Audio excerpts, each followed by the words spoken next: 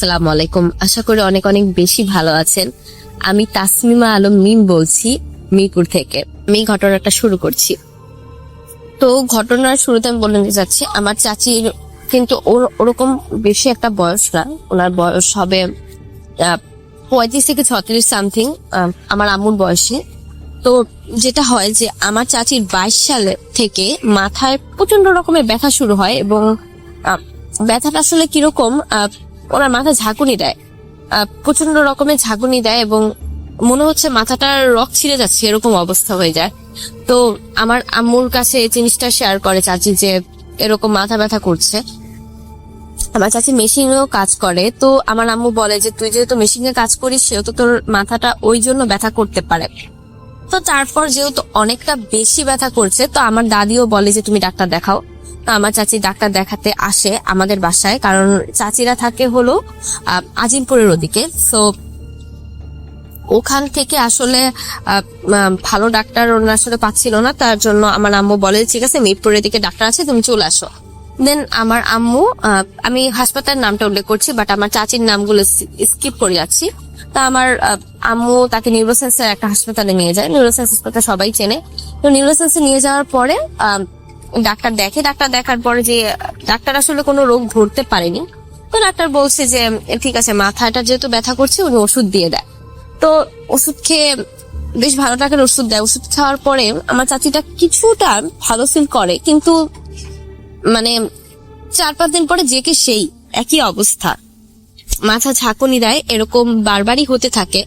তো তারপরে জিনিসটা আসলে অনেক অনেক বেশি বেড়ে যায়। তো সবাই বলে যে ঠিক আছে, যেহেতু আমরা সরকারি ডাক্তার দেখাচ্ছি কিছু হচ্ছে না, তাহলে আমরা বেসরকারি ডাক্তার দেখাই। তো এর মধ্যে কিন্তু আমার চাচি বহুবার ডাক্তারের কাছে এসেছে, ডাক্তার ওষুধ দিয়েছে, বাট সেরকম কোনো কাজই হয়নি। তো এই ডাক্তার দেখানোর যে প্রসেসটা চলতে থাকে নিউরোসায়েন্সে, তো এই ডাক্তার দেখাতে দেখাতে 22 সালটা কিন্তু শেষ হয়ে যায়। তো 23 সালের সময়ও 2-3 বার চাচি আসে দেখায়, ডাক্তার ওষুধ বদলে দেয়, এভাবেই চলতে থাকে। তো চলতে থাকার পরে 23 সালের আমার মনে আছে যে ফেব্রুয়ারি মাসে চাচি তখন একটা প্রাইভেটে ডাক্তার দেখায়। তো প্রাইভেটে ডাক্তার দেখানোর পরে উনি যেহেতু আমার চাচি আমার দাদিকে নিয়ে গিয়েছিল, আমার দাদিও এক্সপ্লেন করতে থাকে ওনাকে যে এরকম এরকম হচ্ছে, ডাক্তার কি করা যেতে পারে। তো সেই সময় ডাক্তারও শুনে হাসছে, এটা আবার কিরকম রোগ, কিভাবে মাথায় ঝাঁকি দেয়। তো উনি বলছে ঠিক আছে, যে আপনাকে আমি ওষুধ দেখিয়ে দিচ্ছি, ওষুধে যদি কাজ না হয় সেক্ষেত্রে আপনাকে সিটি স্ক্যান করাতে বলে আমার চাচিকে। তো আমার চাচি সেরকম প্রসেসিং শুরু করে, উনি সিটি স্ক্যান করাবে। তো এর মাঝে আমার চাচিকে একজন বলে যে তুমি তো অনেক ডাক্তার দেখিয়েছো, তাহলে একটা কাজ করো, যে আমাদের ওখানে একজন ভালো হুজুর আছে, তুমি হুজুরকে দেখাও। তো এই যে হুজুরকে দেখানোর কথা হয়, তো তার চাচি বলে যে ঠিক আছে, ডাক্তার তো অনেকেই দেখালাম, তাহলে হুজুরকেই দেখাই। সেটা হলো আমার চাচির আমার দাদি যে বোন, উনি বলে। তো ওনারা একটা খোঁজ দেয় যে এই হুজুরের কাছে যেতে। আমি আসলে লোকেশনটা উল্লেখ করতে চাচ্ছি না, কিছু বলতে চাচ্ছি, আমি স্কিপ করে যাচ্ছি। তো তারপর আমার চাচি সেখানে দেখা, আমার মনে আছে এটা হলো 23 সালের রোজার মাসের ঘটনা, মানে রোজার 2 থেকে 3 দিন আগে। তো চাচি যায়। তো চাচি যাওয়ার পরে যেটা হয় যে উনি দেখার পরে আমাকে চাচিকে বলে যে হ্যাঁ, আপনার সাথে কিছু একটা আছে। তো আমি তার আগে একটু বলে নিতে চাই যে আমার চাচি কিন্তু এর আগে ওনার বেবি হচ্ছিল না দেখে, আমার চাচির একটা মেয়ে আছে, কিন্তু সেটা হলো আমার বয়সে অনেক বছরের গ্যাপ ছিল, আমার চাচু বিদেশে ছিল। তো দ্যাটস ওয়াই এখন যেহেতু বেবি নিতে চাচ্ছিল, এই বেবিটা হচ্ছিল না, এই জন্য উনি অনেকবার গিয়েছিল যে যারা আসলে এইসব কাজ করে। তো ওনারা বলছিল যে আপনার তো এগুলো হওয়ার চান্স খুবই কম, কারণ আপনার সাথে কিছু একটা আছে, বদজিন কিছু একটা আছে। তো চাচি এগুলো আসলে পাত্তা দেয় নাই। স্বাভাবিক ব্যাপার, আমাদের এই সময় এসে অনেকে এগুলো পাত্তা দেয় না, তো চাচিও সেরকম একটা পাত্তা দেয়নি। তো যাই হোক, ওই যখন ওই লোকের কাছে গেল, উনিও সেম ব্যাপারটা বললো। তো সেম ব্যাপারটা বলার পরে উনি বললো যে আপনাকে আমি একটা তাবিজ দিয়ে দিচ্ছি, এবং আপনাকে আমি পানি পড়া দিচ্ছি এবং তেল পড়া দিচ্ছি, এগুলো আপনি এই 7টা দিন আপনি এগুলোই লাগাবেন, এবং আপনার পানির সাথে মিশিয়ে পানি পড়াটা খাবেন, এটা বললো। এবং এই তাবিজটা ওনার হাতে বেঁধে দিতে বললো বাসায় গিয়ে, গোসল পাক পবিত্র হয়ে। তো চাচি সেটাই করলো, বাসায় গেল এবং করলো। তো তাবিজ পড়ার মানে পড়েছে সেদিন রাত্রেই দেখতে পাচ্ছে, এই দিন মাথা নড়ছে না, যেটা হচ্ছে যে পা অটোমেটিক লাফাচ্ছে, মানে নিজের পা নিজেই লাফাচ্ছে। তো আমার চাচি নাকি আমার চাচুকে ডেকে বলতেছে, দেখো তো আমার পাটা না অটোমেটিক লাফাচ্ছে। তো আমার চাচু ব্যাপারটা হাস্যকর ভাবে নিল এবং বললো যে আচ্ছা ঠিক আছে, দেখো কি হয়। তো এটার পরের দিনই যেটা হলো যে আসলে আমরা কেউ এক্সপেক্ট করিনি, আমার চাচি যেটা হয়ে গেল, দুপুরের টাইমে আমার চাচু আসলে খেতে এসেছে। আমার চাচু আসলে রোজা রাখেনি, কারণ ওনার দোকানপাট সামলাতে হয়, তার জন্য উনি রোজা রাখেনি। তো উনি দুপুরবেলা খেতে এসেছে। তো খেতে আসার পরে দেখতে পায় যে আমার চাচি মাথা উপরে দিয়ে কেমন যেন অ্যাবনর্মাল টাইপের একটা মানে মানে কেমন সাধারণ না আসলে জিনিসটা, ওইভাবে বসে আছে। তো আমার চাচু চাচিকে ধাক্কা মারে, বল যে কি হয়েছে তোমার।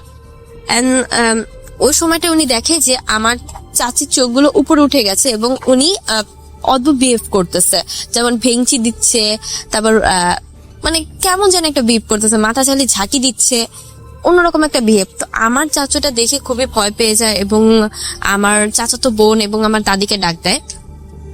তো আমার চাচি এবং দাদি এসে তারাও রীতিমতো ভয় পেয়ে যায় এবং চেঁচামেচি শুরু করে এবং তাদের আশেপাশের ফ্ল্যাটের বাসা থেকে যারা থাকে তারাও চলে আসে। তারা সবাই দেখতে পাচ্ছে যে আমার চাচির চোখ মুখ উল্টে যাচ্ছে এবং উনি অদ্ভুত বিহেভ করতেছে, উনি কেউ ভেঙচি দিচ্ছে বারবার, মানে কিরকম যেন একটা বিহেভ করতেছে। তো ওই সময়টাতে আমার তাড়াতাড়ি আমার চাচাতো বোন সে কোরআন শরীফ পড়া শুরু করে। আমার দাদিও সূরা পড়তে থাকে এবং আমার চাচু মাথায় পানি দিতে থাকে, মাথা তেল মালিশ করে দিতে থাকেন। কিছুক্ষণ পর চাচি ঠিক হয়ে বলছে যে কি হয়েছে, তোমরা এরকম করছো কেন। তো যাক, ওরা একটু স্বস্তি পায় যে না একটু ঠিক হয়েছে, কিন্তু আসলে এটা তো আসলে ঠিক হওয়া ছিল না। দেন আবার 5 মিনিট পর দেখে সেই একই অবস্থা এবং মানে কি বলবো আসলে, মানে ওনার একই অবস্থা হচ্ছে। উনি এবং মানে তাজ্জব ব্যাপার যেটা যে আমার চাচির উনি যে এরকম করছে উনি বুঝতেও পারছে না উনি এরকম করছে। উনি যখন উনি ঠিক হয়ে যাচ্ছে, মানে ওনার সেন্স ফিরে আসছে, উনি কাজ করতে চলে যাচ্ছে, উনি ঘরে কাজ করতে চলে যাচ্ছে। তো আমার চাচা বলছে, আম্মু তোমার এগুলো কিছু করতে হবে না, তুমি সরো। বলছে কেন, কি করতে হবে না, তুই কি করবি নাকি, যেহেতু আমরা একটু শৌখিন, আমরা কাজকর্ম অতটা করতাম না। তো বলতো যে তুই করবি নাকি, তুই করে দে, মানে উনি নর্মাল বিহেভ করতেছে একেবারে। তো ওই দিনটার রাত্রেবেলা আমি কোরআন শরীফ পড়ছিলাম, যেহেতু রোজার মাস ছিল, এবং ওই সময়টাতে দেখি আমাদের বাসায় আমার ফোনে 8টা না 9টা কল আসে এবং আমি আসলে ভয় পেয়ে যাই, এতগুলা কল আসে, মানে আমার দাদির কিছু হলো কিনা, যেহেতু উনি এজ একটা মানুষ। তো আমি তাড়াতাড়ি কল ব্যাক করার পরে আমার চাচাতো বোন বলে যে আম্মুর অবস্থা খুবই খারাপ, আম্মু এরকম করতেছে। না আমরা ব্যাপারটা এতটাই মানে ভয় পেয়ে যাই, কারণ আমরা তো কখন এগুলো শুনিও নাই। দেন আমার চাচাতো বোন বলে যে ভিডিও কল দাও, আমি দেখাচ্ছি। তো আমি তাড়াতাড়ি আমার আব্বুকে ডেকে আনি, তারপর ভিডিও কল দিই এবং যা দেখি আসলেই মানে এটা আসলে কেউ দেখতে চাইবে না, ওনার চোখ মুখ উল্টে যাচ্ছে এবং উনি জাস্ট ভেঙচি দিচ্ছে, মানে ছোট ছেলেমেয়েরা যেরকম ভেঙচি দেয় না, ওরকম টাইপ ভেঙচি দিচ্ছে ওরে। তো দেখার পর তো আমরা তাড়াতাড়ি, আমার মা কান্নাকাটি শুরু করে দেয় এবং আমি বলি যে কান্নাকাটি করো না, আল্লাহর নাম নাও। তো ওদের প্রতিবেশী যারা ছিল সবাই চলে আসে এবং আমার দাদির যে বোন ছিল, কাছাকাছি থাকি উনি, 5 মিনিট লাগে, উনিও চলে আসে, উনি হাত পায়ে ডলে দিচ্ছিল। তো আমার আব্বু বলে কি তাড়াতাড়ি ডাক্তার দেখাও গিয়ে। তো আমার চাচু বলে যে এটা কি ডাক্তার দেখানোর রোগ, আপনি দেখেন এটা কেমন হচ্ছে, যে চোখ উল্টে যাচ্ছে, করতেছে, এবং যখনই কোরআন শরীফ পড়া হয় তখন কিরকম একটা বিচ্ছিরি ব্যবহার করে এবং গালিগালাজ করছে। তো আমার আম্মু, আমরা সবাই আল্লাহ করতে থাকি। দেন রাতের বেলা উনি ঘুমিয়ে যায়, তখন আর কিছুই হয় না। তো তারপরে সকালবেলা আমার আম্মু চলে যায় এবং আমার আব্বুকে সাথে নিয়ে, যে আমি এবং আমার ভাইকে বাসায় রেখে আমার আম্মু যায় আজিমপুর যাওয়ার পরে যেটা হয় আমার আম্মুরাও দেখে যে উনি চাচি 10 মিনিট ওরকম থাকছে, 5 মিনিট ঠিক থাকছে, 5 মিনিট ঠিক থাকার পর সবার সাথে ভালো ব্যবহার করছে, কিন্তু যখন হচ্ছে তখন ওনার আসলে সেন্স থাকছে না, উনি ওইভাবে ওই রকম অ্যাবনর্মাল বিহেভ করতেছে। তো ঠিক একটা হুজুর ঠিক করা হয়।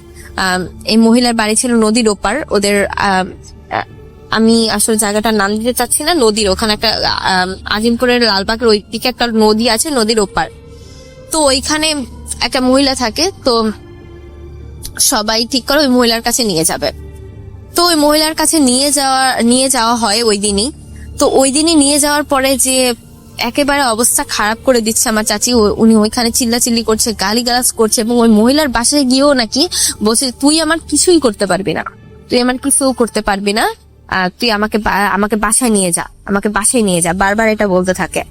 তো আমার আব্বু এটা দেখে, আমার আব্বু এগুলোতে বিশ্বাস করে না, তবে আমার আব্বু এটা দেখে আসলে রীতিমতো অবাক হয় যে এরকম বলার মানুষ আসলে আমার চাচি না, তো উনি এরকম বিহেভ করতেছে, এরকম কথাবার্তা বলতেছে। ওই মহিলা অনেকক্ষণ চেষ্টা করে, প্রায় 2 ঘন্টা চেষ্টা করে, কিন্তু কোনো লাভই হয় না, কিছুই হয় না। তো ওই অবস্থায় চাচিকে বাসায় নিয়ে আসা হয়। ওই মহিলা কিছু করতে পারে না, তার জন্য উনি কোনো সম্মানীয় নেয় নাই।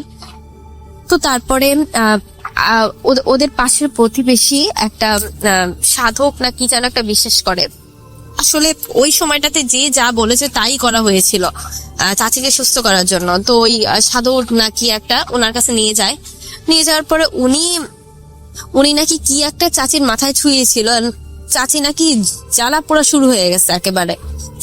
চাচিকে আমি যখন জিজ্ঞেস করছিলাম পরে এসে, তো চাচি বলতেছে যে এই ঘটনাটা নেওয়ার সময় আমি চাচির কাছে জিজ্ঞেস করেছিলাম, তো চাচি বলতেছে ওনাদের কাছে আসার পরই আরো মানে জ্বালা পোড়া শুরু হয়ে গেছে, মানে চাচি নাকি দৌড়ে পালাই যাবে এমন অবস্থা। তো তারপর আমার দাদি ওরকম মানে খারাপ অবস্থা দেখে আমার দাদি বলে থাক, এইখানে করাতে হবে না, এইখান থেকে চলে আসার পর আমার চাচু ভালোই হুজুর খোঁজ লাগানোর পরে একটা লোককে পায়, আর ওই দিন আমার বাবা মাও চলে আসে। তো একটা লোককে পায়, তো ওই লোকটা হলে এইসব কাজই করে না, সে নাকি বেশ নাম করা বড় হুজুর। তো আমার চাচিকে পরের দিন ওনার কাছে নিয়ে যাওয়া হয়। তো নিয়ে যাওয়ার পরে উনি আমার চাচিকে দেখে বলে যে ওকে গোসল দিতে হবে, এবং আরো কি কি একটা লিস্ট দেয় যে এগুলা করতে হবে। তো এগুলা করার জন্য তো উনি 6,000 টাকার একটা মানে যেটা বলে আসলে যে ওনাদের যেন কি একটা থাকে ওইটা চাইলো। তো তারপর আমার চাচু রাজি হলো, বললো যে একেবারে সুস্থ করে তারপর চাচিকে দিতে হবে। উনি বললো হ্যাঁ সুস্থ হয়ে যাবে, উনি ইনসিওরিটি দিল। তো দেওয়ার পরে যেটা হলো যে আমার চাচির জন্য একটা নতুন কাপড় কিনে আনা হলো, এবং কিনে আনার পরে পরের দিন মানে 12 হাত না কি যেন একটা কাপড় কিনে আনা হয়েছে, না আমার একটু আসলে মনে পড়ছে না। তো আমার চাচিকে পরের দিন উনি সময় দিল, ওই সময় অনুযায়ী নিয়ে যাওয়া হলো। নিয়ে যাওয়ার পরে ওনার একটা মুরগি কেটে ওইটা রক্ত দিয়ে ওনাকে গোসল করানো হলো, এবং ওনাকে একটা শাড়ি পরানো হলো, শাড়ি বা একটা কাপড় জড়িয়ে দেওয়া হলো আর কি, 12 হাত সামথিং কিছু একটা। তো দেওয়ার পরে আমার চাচি যেটা বললো যে উনি নাকি ওই পানিটা মাথায় পড়ার পরই একেবারে সুস্থ, এবং উনি বলছে যে আমার মাথার ভিতর মানে একটা বোঝা ছিল, বোঝাটাকে নামিয়ে দেওয়া হয়েছে, মানে এত সুস্থ হয়ে গেছে উনি। তো আম্মু মানে ওনাকে যে প্রসেস করা ছিল সেটা করে বাসায় নিয়ে আসা হলো, তখন আম্মু কল দিয়েছে, তখন এগুলো বললো। তো তারপরে ওই হুজুর ওনাকে আমার চাচুকে 3 থেকে 4টা তাবিজ দিয়েছিল, একটা হলো কবরস্থানে পুঁততে হবে, একটা শ্মশান ঘাটে পুঁততে হবে, তারপর 3 দিনের একটা 100টা বড়ি দিয়েছিল, মানে বড়িটা নিজেদেরই বানাতে হবে, উনি লিখে দিয়েছিল আয়াত ম্যাথ। তো ওগুলা ওই বড়ির ভিতর ঢুকিয়ে তারপরে আটার দলা তৈরি করে সেগুলা নদীর মাঝখানে ফেলতে হবে, পাশেও ফেলা যাবে না, একেবারে মাঝখানে। তো এবং একটা ঘ্রাণ নিতে, মানে একটা ধোয়ার মতো ঘ্রাণ নিতে বলেছিল, উনি সবকিছু বানিয়ে দিয়েছিল আর কি। আর তাবিজ গুলা আমার চাচুকে বসে পুঁতে দিতে। তো আমার চাচু লোক ঠিক করে সেগুলা যেসব জায়গায় বলে যে খ্রিস্টানদের আরো কোথায় কোথায় যেন পুঁততে বলছিল, ওগুলা চাচু টাকা দিয়ে মানুষ দিয়ে পুঁতায় দিয়েছিল আর কি। আর যেগুলা ছিল এমনিতে মানে রিচুয়াল গুলা যেগুলা বলতেছিল যে নাক থেকে শ্বাস টানতে হবে, তারপর 3 দিন ওই বড়িগুলা মাঝখানে ফেলতে হবে, সেগুলো আমার চাচাতো বোন আমার দাদি একসাথে করে ওই বড়ি বানিয়ে তারপরে মাঝখানে ফেললে, এবং 41 দিন ওনার বাইরে বেরোনো বন্ধ ছিল। তো যেহেতু রোজার পরে ঈদ ছিল সামনে, তো চাচি এবং আমার চাচাতো বোন থেকে শুরু করে কেউই বাড়ি যেতে পারে নাই। তাও আমরা মানে করছিলাম যে না, চাচি সুস্থ হয়ে গেলে তো যেতে পারবে, সমস্যা নেই। 40 দিনের মধ্যে মোটামুটি চাচি ভালো ছিল কিছুদিন, এবং তার মাথা বেশ মারাত্মক ভাবে ঝাঁকুনি উঠতো, কিন্তু সেটা হুজুর বলেছিল আস্তে আস্তে কমে যাবে। কিন্তু উনি হুজুর আর একটা কথা বলেছিল যে এরা নাকি অনেকজন জিন আছে এবং এরা নাকি চাচিকে ছেড়ে যেতে চাচ্ছে না, এরা নাকি দূর থেকে চাচিকে আসলে করতেছে, এবং এরা নাকি অনেকদিন আগে থেকেই চাচিকে ধরছিল আর কি, যেটা বলে যে জিনে ধরা সামথিং, ওরকম ধরছিল। তো এটা সহজে আসলে যাবে না, যেটা অনেক সময় লাগবে, আর এরা চাচির সাথেও নেই যে এদের বন্ধ করবে। তো আসলে এইসব বিষয়ে তো আমাদের সেরকম কোনো জ্ঞান নেই, তাই আমরা আসলে এই বিষয়ে ওনারা যেটা বলবে সেটাই হয়তো সত্যি, আমরা ওরকম জানিও না। তো এই 41 দিন পর আমার চাচি মোটামুটি একটু সুস্থ, এবং ওনার হাতে পায়ে মাজা থেকে শুরু করে পুরো শরীরে ছিল তাবিজ দিয়ে ভরপুর এমন অবস্থা। তো তারপর আমরা আল্লাহর কাছে এটাই প্রার্থনা করছিলাম যে আল্লাহ যেন ওনাকে সুস্থ করে দেয়। মোটামুটি সুস্থ হলো, এবং এরপরে যেটা হলো যে আমার চাচি তখনও সুস্থ হয় নাই পুরোপুরি, কিছুটা ভালো কিছুটা খারাপ এরকম। কুরবানির ঈদ এসে গেল। তো কুরবানির ঈদে আসার পরে যেটা হলো যে আমরা সবাই বাড়ি যাব, এবার চাচিও বাড়ি যাবে। ওই হুজুরের কাছে কন্ট্যাক্ট করলো, হুজুর বললো হ্যাঁ বাড়ি যেতে পারবে। তো বাড়ি আসলো। বাড়ি আসার পরে যেটা হলো যে ওনার বাড়ি এসে 2 থেকে 3 দিন পরে ওনার অবস্থা আবার খারাপ হয়ে গেল, এবং এমন খারাপ হলো ওনার দাঁতের সাথে লেগে ওনার একদম খিঁচুনি উঠে যায় এমন অবস্থা হয়ে গেল। আমরা তো খুবই ভয় পেয়ে গেলাম যে এই অবস্থা কিভাবে হলো, এবং আমরা বাড়িতে বসেই কিছু হুজুর দেখালাম। তো ওনারা বলতেছে যে ওনারা একই সেম কথাই বলতেছে যে হ্যাঁ এটা ঠিক হয়ে যাবে, হ্যাঁ আমাদের বসতে হবে। মানে আসলে আমি এটা বলতে চাই না, কিন্তু বলতে হচ্ছে, মানে বেশিরভাগ লোকই টাকা লাগবে, এটা লাগবে, ওটা লাগবে, টাকাই আসলে বেশি। আসলে এই লাইনে ভণ্ডই বেশি, এটা আমরা বুঝে গেছিলাম। কারণ এর মাঝখানে আমি আরো অনেক কিছু উল্লেখ করিনি, এর মাঝখানে আরো অনেক হুজুর দেখিয়েছে, তো তারা আসলে টাকা টাকা টাকা এটাই বলতেছিল। তো মানে ভুয়াবারটাই বেশি এইখানে এই লাইনটাতে। তো এই অবস্থা হওয়ার পরে একেবারে চাচির নিস্তেজ হয়ে যায়, চোখ থেকে পানি পড়া শুরু হয়, অবস্থা একেবারে খারাপ হয়ে যায়। তো আধা 1 ঘন্টা পর চাচি একটু উঠে একটু সুস্থ, মানে তখন মনে হয় যে একটু সুস্থ। তো তারপরে আবার যেটা হলো যে এই কুরবানির ঈদে যেহেতু এই অবস্থাটা হলো 23-এর কুরবানির ঈদে, তো আমার চাচু বলল যে ঠিক আছে ওই হুজুর দ্বারা কিছু হবে না, নতুন হুজুর দেখাবো। ওই হুজুরের কাছে আরো 3-4 বার গেছে উনি, মানে এরকম তাবিজ বদলে দেয়, পানি বদলে দেয়, একই সেম কাজ করে, বাট কোনো লাভই হচ্ছিল না। তো তারপর কুরবানির ঈদের থেকে যাওয়ার পরে চাচির অবস্থা আরো খারাপ হতে থাকার পরে আমার চাচু ওনাদের যে বাড়িওয়ালা বললো যে আমার কাছে একজন হুজুর আছে, খুবই ভালো, এইসব কাজই করে, তোমরা দেখাতে পারো। তো আমার চাচু যেহেতু সুস্থ করতে হবে তার জন্য ওনার কাছে নিয়ে গেল। তো উনি দেখে বললো হ্যাঁ আমি এটা পারবো, 100% ঠিক হয়ে যাবে, আমাকে 12,001 টাকা লাগবে, 12,001 টাকা। ওই জিনদের নাকি উনি উপস্থিত করিয়েছিল, যাই হোক ওই জিনরা বলতেছে ওনাকে নাকি ওখান থেকে ধরছে, এখান থেকে ধরছে, মানে নানা রকমের কথা আর কি। যে গেছিল ওই আমার আরেকটা যে দাদির বোন, উনি গেছিল, তো ওই দাদিকে বলছে যে এরকম লাগবে। উনি বলছে ঠিক আছে যা লাগে নেন, আপনারা ওকে ঠিক করে দেন, এরকম আর কতদিন চলবে। তো তারপর আমার চাচু ওনার সাথে কন্ট্যাক্ট করে এবং উনি বলে যে 12,001 টাকা লাগবে। যাই হোক 12,001 টাকাতে সব ঠিক হয়ে যায়। মানে ওই সময়টাতে এতটা আমরা হেল্পলেস ছিলাম যে আমাদের যেটা বলছে আমরা সেটাই করছি। টাকার মায়াটা আসলে ছেড়ে দেওয়া হয়েছিল তখন, যে সুস্থ হোক। তো তারপর ওই লোক কত মানে কত মন জানি দুধ কিনতে হবে কিনতে হবে, 12,000 টাকার মধ্যে দিয়ে উনি সব করে দিল ওনার ওই জিনিসটা। এবং উনি উনিও নতুন তাবিজ দিল এবং বলল যে এতদিন 40 দিন বের হতে পারবে না, উনিও বলে দিল। আর উনি নাকি বোতলে ভরলো, জিনগুলা বোতলেও ভরেছে উনি একদিন ওই চাচিকে এনে হাজির করে, কিন্তু তারপরও চাচির অবস্থা আসলে পরিবর্তন হলো না।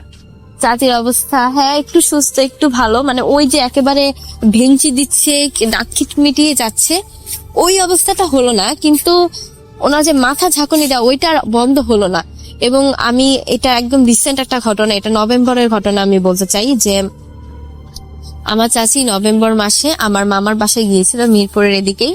তো আমরা রাত্রে গিয়েছিলাম, তো আস্তে আস্তে আমাদের 11টা 11:30 বেজে যায় রাতের বেলা। আমরা চাচির যেহেতু রাতের বেলা বের হয় মানা, কিন্তু যেহেতু ওই দিন আসলে একটা অনুষ্ঠান ছিল এবং আস্তে আস্তে লেট হয়ে গেল, তো ওই দিন চাচির এসে এমন খারাপ অবস্থা হলো আমি কখনো দেখি নাই।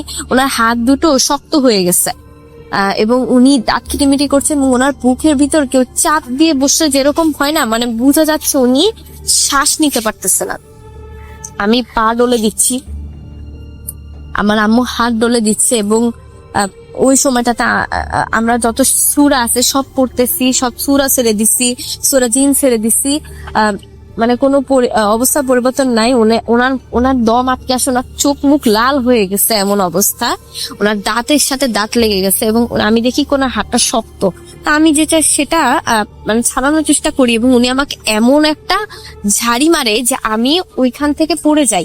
আমি সোফার উপর বসেছিলাম, আমি পড়ে যাই সোফার থেকে, মানে উনি আমাকে এত জোরে একটা ধাক্কা দেয়।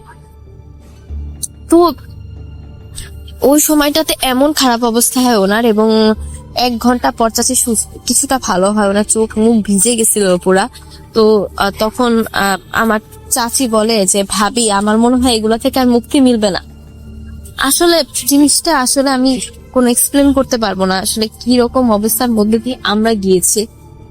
তো আমার চাচি মোটামুটি ওই অবস্থাতেই ওই দিন গেল। তো তারপর আমি চাচিকে বললাম চাচি আপনি হুজুরের কাছে আরেকবার যান। তো হুজুর গেছে, হুজুর বলে যে তাবিজে নাকি সুত লেগেছে বা কিছু একটা লেগেছে, তার জন্য অবস্থা। তো উনি তাবিজ চেঞ্জ করে দেয় আর ওনাকে আমার চাচিকে বলে যে যাবে, সময় লাগবে। আসলে এই সময়টা কতদিন আমরা জানি না। আমার চাচি স্টিল নাও একই অবস্থা। এবং আমি জাস্ট রিসেন্ট একটা ঘটনা বলে শেষ করব। এই যে 31 ডিসেম্বর গেল 2023-এর, সেদিন আমার চাচি জাস্ট নিচেই থাকতে চেয়েছিল, কিন্তু আমার আম্মু বললো সবাই উপরে গিয়ে আতশবাজি ফোটাচ্ছে, তুমি নিচে বসে আছো, তুমি চলো উপরে চলো। তো আমার চাচি উপরে আসে যেহেতু সবার বলছিল, এবং ওই জাস্ট 15 মিনিট উনি ছিল এবং নিচে যাওয়ার পরই ওনার একই অবস্থা, ওনার হাত পা জোরে ধরে আছে এবং উনি আবার কিচিমিচি উঠে গেছে এবং মাথা ঝাঁকুনি দিচ্ছে, মানে অবস্থা খুবই খারাপ। তো আসলে ঘটনাটা রাসেল ভাই এখানে শেষ। আসলে এখানে শেষ বলতে কিছু নাই, কারণ স্টিল নাও এই ঘটনাটা ঘটতেছে, আমার চাচির মাথা ঝাঁকুনি দিচ্ছে এবং আমার দাদি খুবই কষ্টের সাথে বলে যে তোমার মনে হয় এগুলো থেকে আর মুক্তি মিলবে না, তোর মনে হয় এগুলো থেকে আর মুক্তি মিলবে না, তোর সকাল সব শেষ। কারণ রাতের বেলা ওনার বের হয় একেবারেই মানা, উনি রাতের বেলা বের হলেই ওনার একটা সমস্যা হবেই, ওনার বাসায় থাকতে হবে, এটাই মানে নিয়ম হয়ে গেছে এখন।